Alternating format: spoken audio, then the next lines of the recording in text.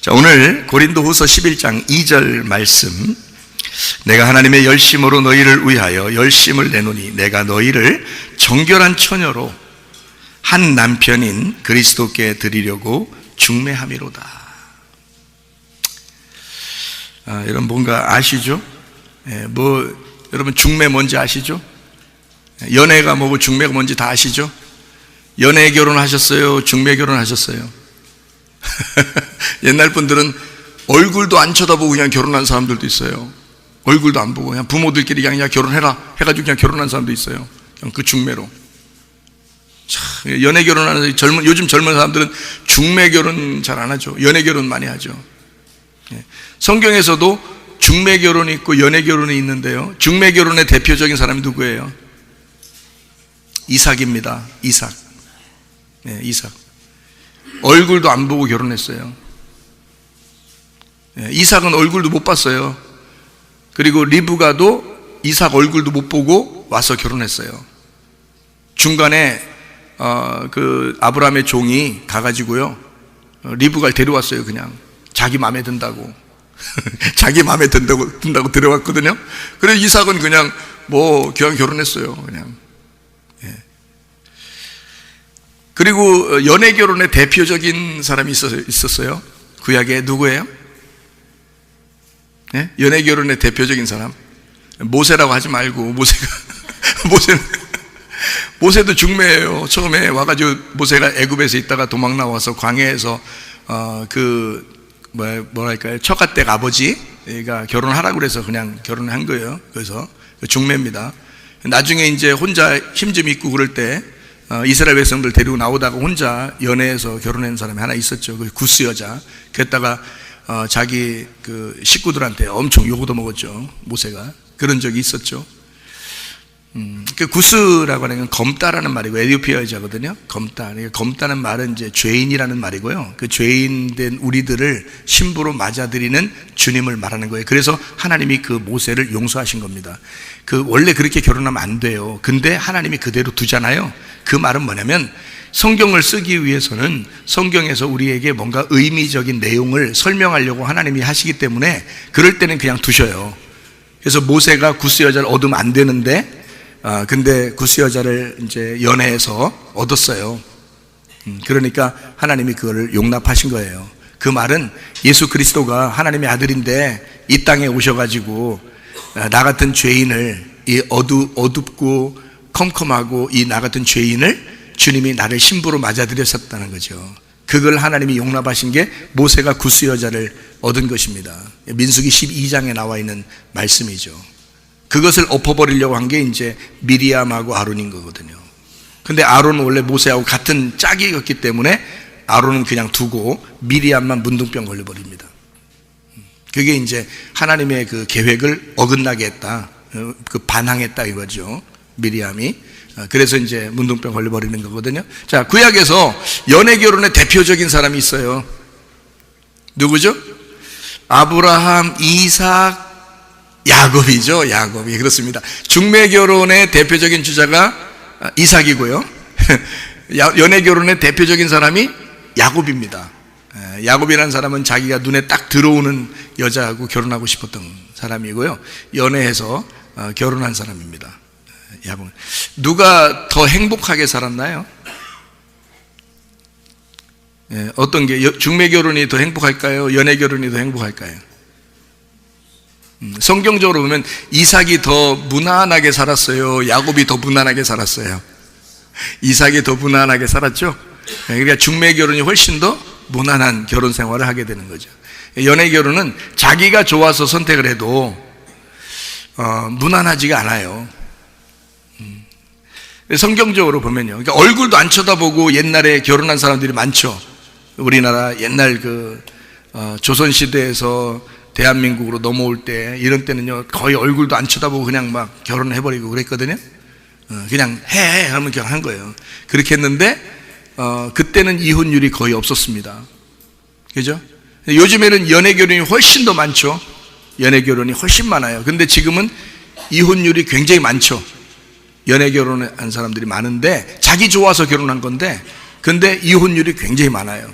그 말은 살아보니까 다 그놈이 그놈이고 그 여자가 그 여자더라 이렇게 이제 알게 된 거예요. 그래서 나중에 이제 어느 정도 지나다가 다 그냥 파토내버리는 거죠. 예. 그러니까 자기가 좋아서 했기 때문에 자기가 싫어하면 끝나는 거지. 근데 중매는 그렇지 않아요. 중매는 양쪽의 그 사람을 중간에서 딱 맞는 사람을 서로 비교해줘서요, 중간에서 이쪽 사람도 만족하게 만들어주거든요.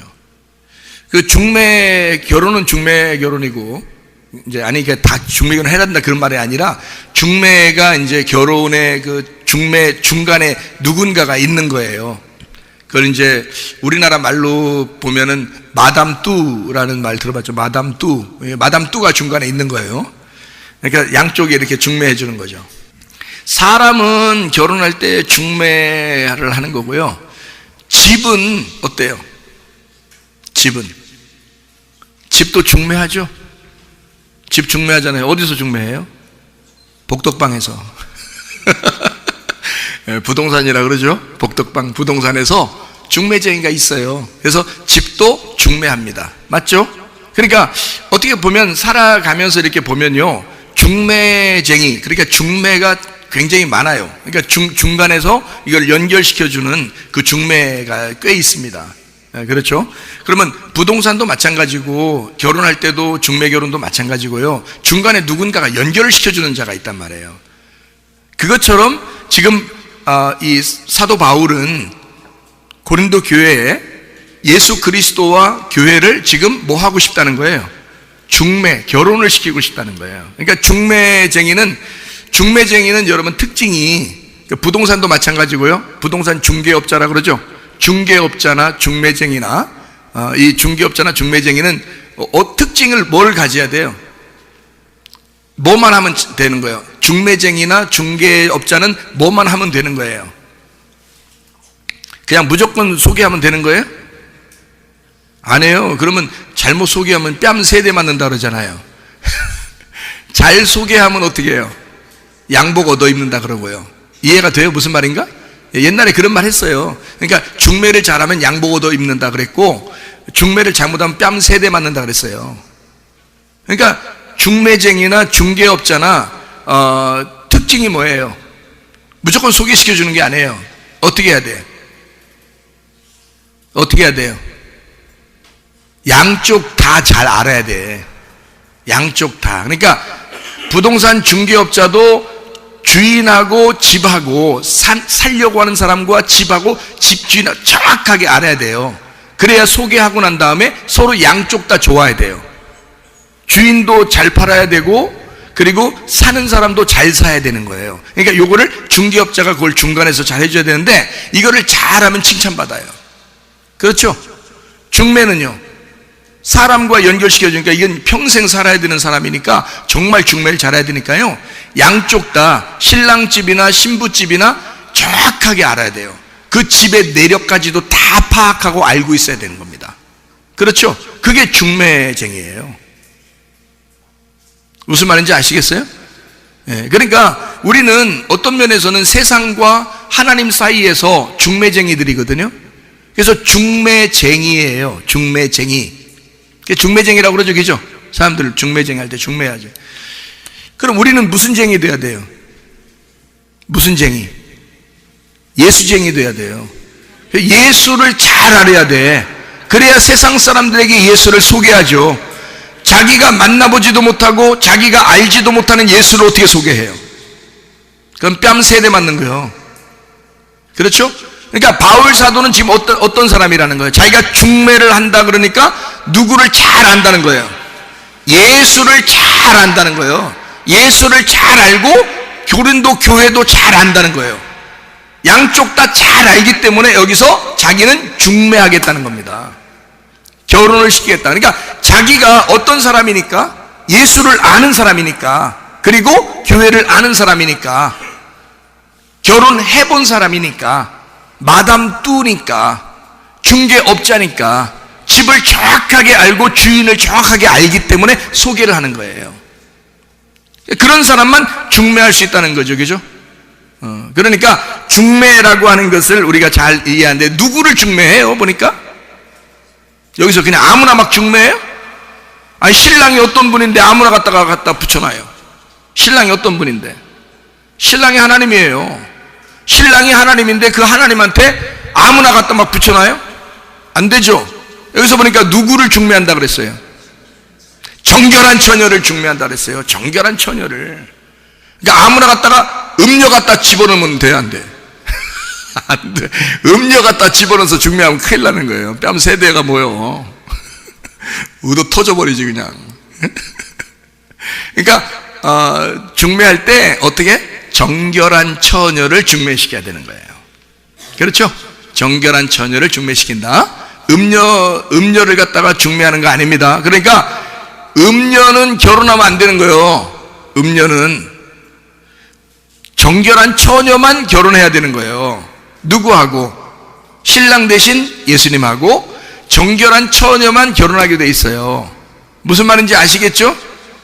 자, 그러면 여기서 이제 정결한 처녀라는 걸 알겠어요. 순결한 이 처녀가 한 남편인 그리스도를 만나게 하려고 바울 사도는 중매하는 거다. 그러면 저도 여러분을 한 남편인 예수 그리스도를 잘 만나게 하려고 중매하는 사람이 되겠죠. 저도 중매를 잘해야 되겠죠. 그럼 중매하려면 내가 내 남편 예수를 알아야 돼, 몰라야 돼? 잘 알아야 되겠죠. 잘 알고 소개해야 되는 거예요. 예수가 어떤 분인지를 잘 소개하고 누구만 만나려고 하는지도 소개해 줘야 되는 거예요. 그러니까 당신이 이런 사람이 돼야 우리 하나님을 만날 수 있습니다 라고 내가 하나님을 잘 알고 있으니까 당신은 이런 사람이 돼야 됩니다 라고 내가 중매를 시켜주죠. 그러면 여러분은 나하고 결혼하는 게 아니잖아요. 중매쟁이하고 사는 게 아니에요. 그러면 부동산 중개업자하고 여러분이 사는 게 아니야. 진짜 주인하고 매매를 하는 거예요. 매매.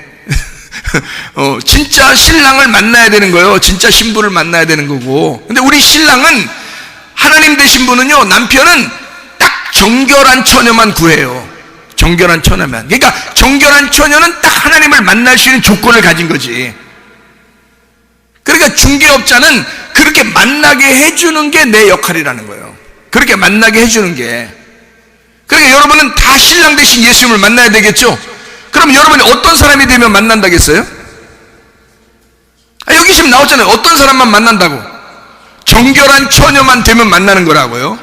그럼 정결한 처녀가 뭔지를 알면 되겠죠? 정결한 처녀와 주님 만나는 거니까 정결한 처녀만 되면 준비가 된 거예요. 신랑 만날 준비가 된 거야. 그러면 저는 정결한 처녀인지 그것만 확인해 주면 되는 거예요.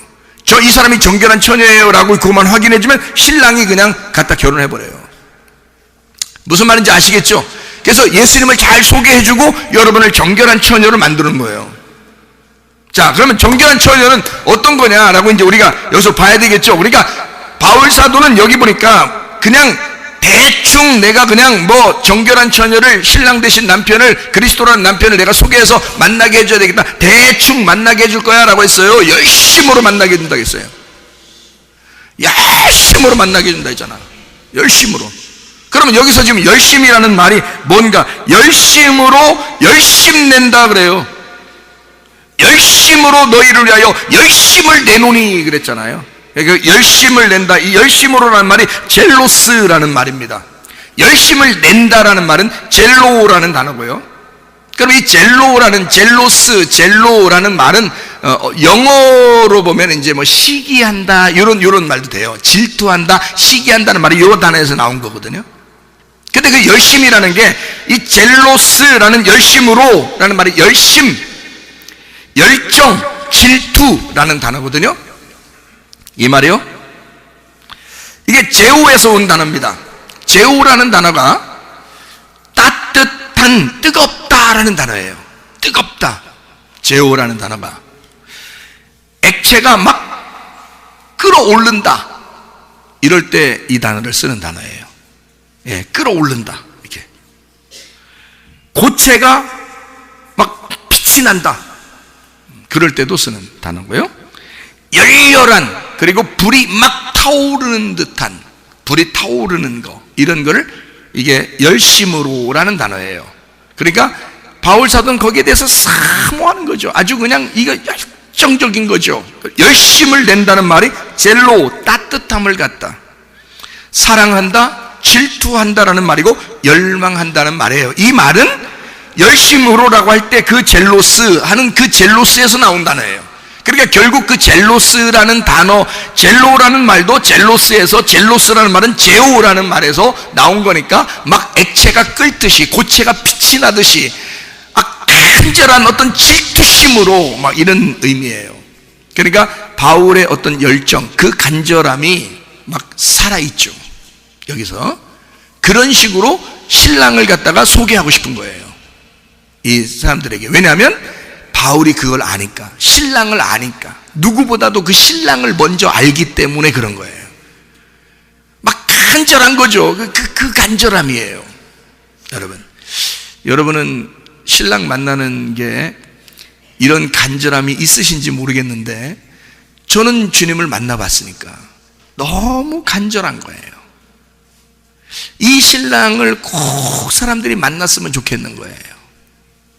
나만 행복하고 나만 좋고 나만 이렇게 멋있고 이게 아니라, 그 신랑이 멋지게 만들고, 그 신랑이 여러분도 행복하게 만들고, 그 신랑이 여러분을 기쁘게 만들었으면 좋겠는 거예요.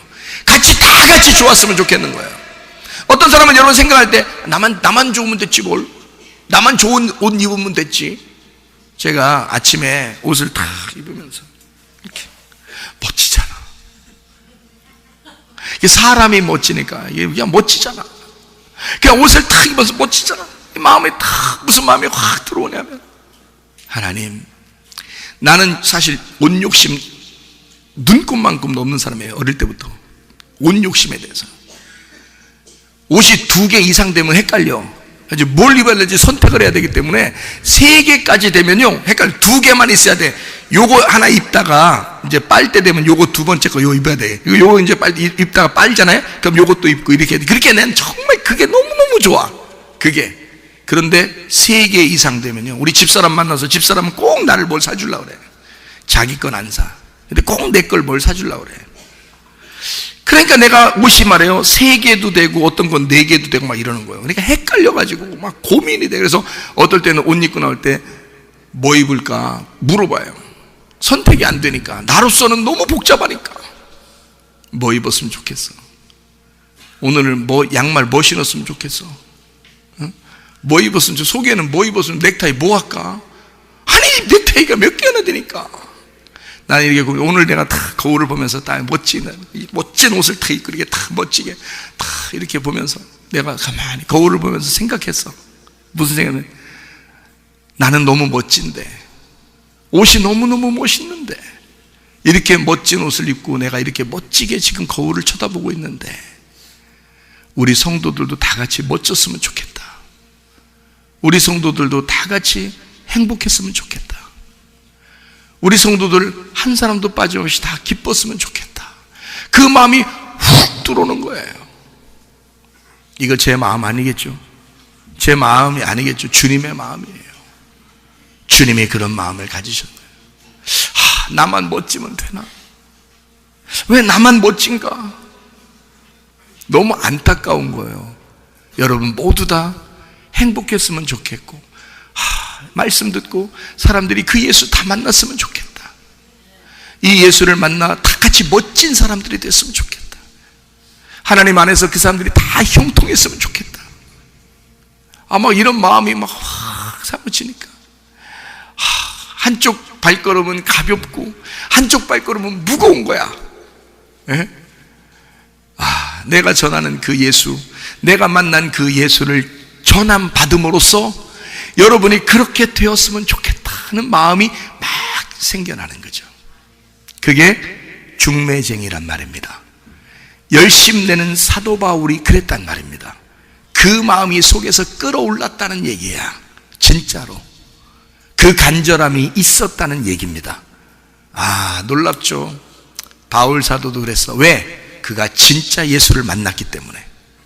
내가 진짜 예수 만나니까 어느 날이라도 이 세상 거, 허무한 이 세상, 한번 스쳐 지나가는 안개와 같은 이 세상, 이거 다 놓고 갈 수 있겠더라고. 예? 하나도 아쉽지 않더라고. 진짜 예수 내가 만나보니까 이 세상 욕심 안 나더라고. 여러분, 욕심이 좀 생기려고 하다가도 한순간에 다 버릴 수 있겠더라고. 그냥 마음이 진짜 예수 만나니까 말이에요.